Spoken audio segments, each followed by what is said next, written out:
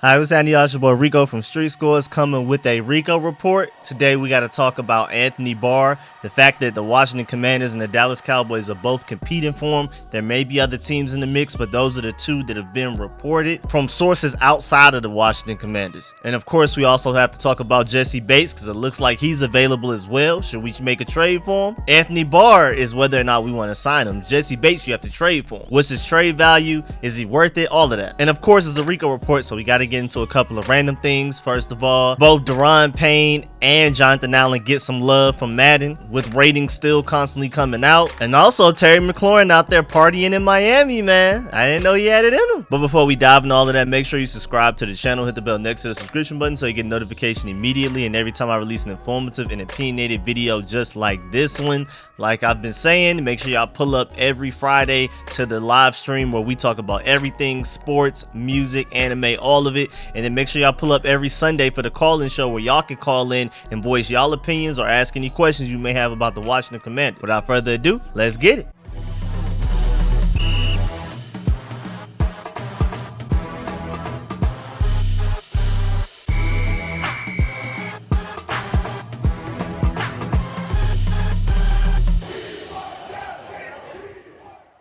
Alright, so let's start with Anthony Barr first. The ex-Vikings linebacker has reportedly received interest from both the Washington Commanders and the Dallas Cowboys. The Cowboys' interest was reported a while back, while the Commanders' interest just popped up like literally just a couple of days ago. And Cowboys-wise, I mean, are you willing to stunt the growth of Jabril Cox when you bring in the Anthony Barr? If Jabril Cox is not ready, same thing with us. Are you willing to stunt the growth of a Jamin Davis? Because we usually only have two linebackers on the field at any given point in time, like the vast majority of snaps. And so when you bring in Anthony Barr, if you're assuming that he's going to be a starter and not just a depth piece, that means Jamin Davis will rarely play. But I don't know, maybe if you have Anthony Barr and Cole Holcomb as your two linebackers that are going to be on the field most of the time, maybe you run a defense to where Jamin Davis is on the field a lot of the time as well, and he's playing somewhat of like a Buffalo nickel weak side linebacker thing. And then maybe we will have three linebackers on the field more often. But even just beyond how he fits on our team or the Cowboys team,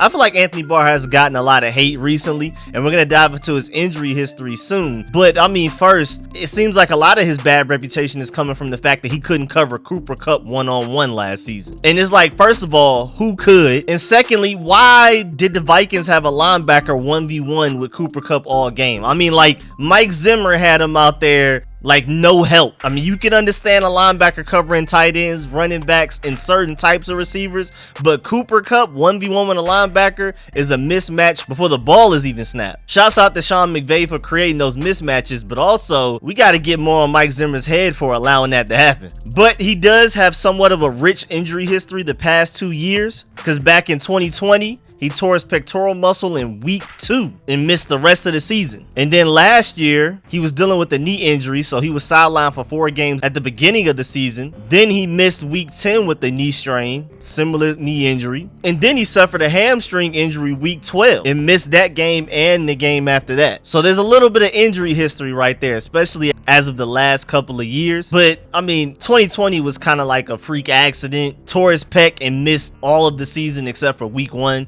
And then last year, he was dealing with a knee injury going into the season, so he missed games because of that. Then he missed a game in the middle of the season because of that. And then he also had the hamstring injury, which made him miss 2 more games. But hey, if Anthony Barr is interested in signing here and we're interested in bringing him in, I'm definitely down. Of course, his Pro Football Focus grade last year wasn't that great with a 63, even though that's still better than any linebacker we had on our roster. But with the injuries and you got guys like Cooper Kupp out here embarrassing them, of course it didn't look too good. 2020, he only played 1 game, so that grade doesn't matter. But back when he was out here balling, he was looking like one of the best linebackers in the league. Back in 2018, he had a 71 grade from Pro Football Focus. He had a 71.5 in 2017, and that's not that long ago. And he's also not that old. He's 30 years old, which is not that bad for a linebacker, honestly. Like I said, I'm willing to take a flower on him. He was a 4-time Pro Bowler back-to-back from 2015 to 2018. And then 2019, he wasn't like bad. he just wasn't a Pro Bowler. First of all, mainly because so many more linebackers have been coming into the league and it's just better and better, more athletic linebackers. Only a select few can make the Pro Bowl.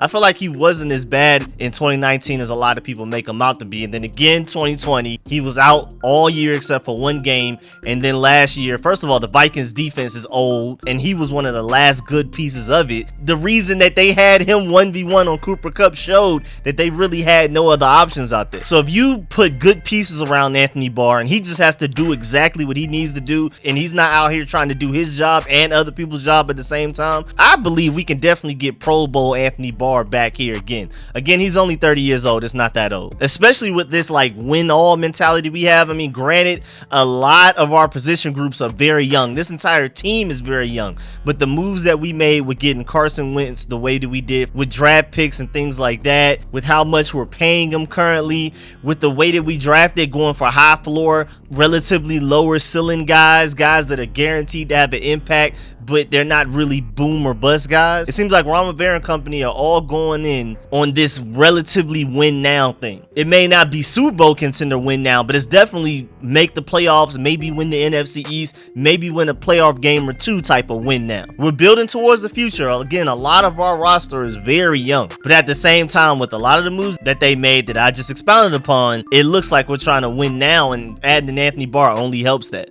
I mean, even the Deron Payne situation, it seems like they may not pay him long term. I really hope they do, but teams were trying to call to trade for him, and the Commanders were basically like, nah, because they want him here so that they can win as many games as they can this year. They're potentially willing to let his trade value decrease over the course of this next season in an effort to win as many games as they can now. So it just all points to the fact that we should go and get an Anthony Barr, especially since you don't have to trade for him like you would with Jessie Bates, which we're about to talk about now. Now, safety Jessie Bates III and the Bengals just weren't able to get a long-term deal done. The deadline for signing franchise tag players to long-term deals passed almost a week ago. And so this is his last year here unless they can figure something else out in 2023 free agency. But I mean, it looks like he's almost willing to hold out if he has to. But I think at the end of the day, he's going to end up playing this season out, and then he's probably going to be on the first thing going out of Cincinnati as soon as he can, which is kind of crazy because they do look like a Super Bowl contending team, especially with Joe Burrow as your quarterback and Jamar Chase, that very underrated wide receiver core. And now their offensive line may not be the biggest weakness on the team, but he wants more money. He feels like he can definitely get way more money from another team, and he'd prefer to do that. So it looks like he may be on the way out from the Bengals after this season, or if a team trades for him this season. Who knows? Maybe we wake up tomorrow and a team is traded for him. Hopefully it's not the Eagles, which is the team that Jessie Bates has been linked to the most easily so far. Right now, the Eagles are the front runners to land him. But what would you have to give up to get him? Well, I looked on a lot of Bengals websites because I wanted to take a look from their point of view on what they feel like it would cost. Because if anything, they wouldn't lowball themselves, I don't feel like. If anything, they would ask for too much. And I didn't want to get my hopes up seeing from Commanders media members or bloggers saying, oh, we can get Jessie Bates for a 5th round pick. I wanted to see how the Bengals felt about his trade value. And for the most part, if you're excluding other players being added in, if you're excluding draft picks being part of the trade, it looks like Jessie Bates is going for a 2nd round pick. But when I saw Jessie Bates was linked to the Philadelphia Eagles, I was seeing something about maybe you had to trade a 1st round pick for him. But with as good as the Eagles should be this year, I mean, that 1st round pick will probably be later on. I don't think it's going to be way later because, again, I don't believe in Jalen Hurts as much as a lot of people do, but I think they're at the very least going to make the playoffs. So it's a 1st round pick, but it's not like it's just this top 10 pick that they're like guaranteed to get his replacement with or something like that. But we'll see. I mean, the NFL draft is interesting. I mean, Jessie Bates himself wasn't a 1st round pick. He was a 2nd round pick of the 2018 draft. So by that logic, if they can keep scouting the way that they do and develop players the way that they do, they can easily draft his replacement with the 1st round pick. But we'll see how that trade value goes. And then how much money does he want? Well, right now, under the franchise tag, he's making almost $13 million this season. And if they were to franchise tag him again, he'd be making north of $15 million next season. Again, that's if the Bengals hold on to him this season and choose to franchise tag him instead of paying him long term. And I feel like most people know that Jessie Bates is a really good safety, one of the best safeties in the NFL. I mean, even with the Madden ratings that just came out, Jessie Bates was easily in the top 10, but he was also 2nd team All-Pro in 2020, and he's pretty much still just as good as he was then, and he would definitely be an upgrade over what we currently have. Now, I do feel like Bobby Bobby McCain looked better once we finally had Cameron Curl at strong safety permanently. I mean, it was a lot of things that we changed the second half of the season after that bye week. Moving Landon Collins from safety to linebacker made him play better, but also in that same move, keeping Cameron Curl at strong safety more often, him and Bobby McCain had a better chemistry and Bobby McCain played better. Now, Bobby McCain, I don't think at any point played as well as Jessie Bates, but I do feel like Bobby McCain receives a little bit too much hate. But at the same time, if we can get Jessie Bates, I think it may be worth it. But it depends, though. I mean, if we got to trade a first round pick for him, I'm not sure if that's necessarily worth it.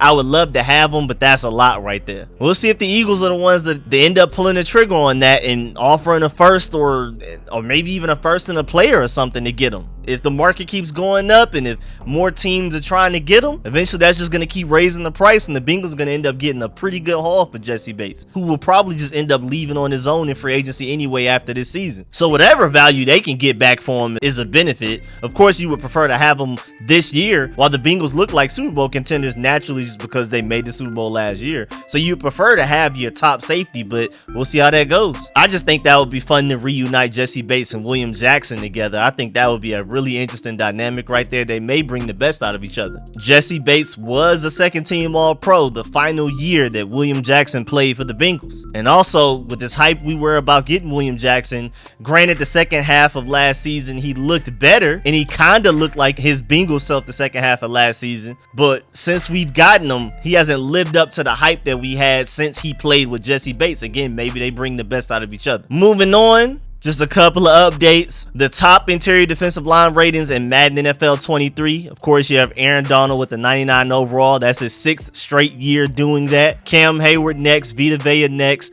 Jonathan Allen is 4th with the 92, right under Vita Vea and Cam Hayward, who have 93s. Then you have Chris Jones, DeForest Buckner, Kenny Clark, Jeffrey Simmons, Fletcher Cox, Michael Pierce, and then you have Daron Payne 9th with an 87 overall, right above Quinnen Williams with an 86 overall. So there we go, man. Jonathan Allen and Daron Payne getting love from Madden, because you know Madden likes to hate on us, man. And so we already have Terry McLaurin getting love, big love. We have Jonathan Allen and Daron Payne also getting love. Antonio Gibson got hated on, being one of only 7 running backs to rush for 1,000 yards last season, but I don't know. Madden was not going to give us that as well. They're like, all right, we like 3 of y'all players. That's enough, Commanders. Y'all still the Commanders. And just to clarify, because like I said, Chase Young was tied for, I believe, 35th out of defensive linemen and linebackers included. But if you filter it only to defensive ends, he's tied for 7th out of just defensive ends only. And that's including Von Miller as a right end with an 86 overall. A 3-way tie between him, Eric Armstead, and Brian Burns. And then lastly, before we get up out of here, Terry McLaurin was at Mr. Jones in Miami to celebrate his new $71 million Washington Commanders contract extension. Probably the only TMZ report I've seen in a very long time that I was actually pretty happy about. I was happy to see him. I mean, he looks really happy in the pictures, man. Definitely go look that up if you want to, because that man Terry McLaurin is out there living it up. I mean, he was just in Cali catching passes from Carson Wentz and Taylor Heineke, along with other receivers and running backs on the team and tight ends, and now he's already in Miami celebrating, man. I like the fact that, I mean, he signed his contract and went to work that same day, and then he celebrated afterwards. I respect it, man. I'm so happy that Terry McLaurin is so happy. Again, you deserve all of that money and more. But yeah, man, that's the end of this video. Please get in the comment section, let me know how you feel about everything discussed in this video. Of course, most notably, do you want to sign Anthony Barr? Do you want to trade for Jessie Bates? Definitely get in the comment section, let me know how you feel about all of those possibilities. And of course, Jonathan Allen and Daron Payne getting love in Madden, Antonio Gibson getting hated on, and Terry McLaurin celebrating in Miami. But of course, man, I appreciate all the support, man. Shouts out to all of my sponsors, especially my Pro Bowl sponsors whose name you see scrolling on the screen right now, man. I really appreciate y'all. I'll catch y'all later. I'm out.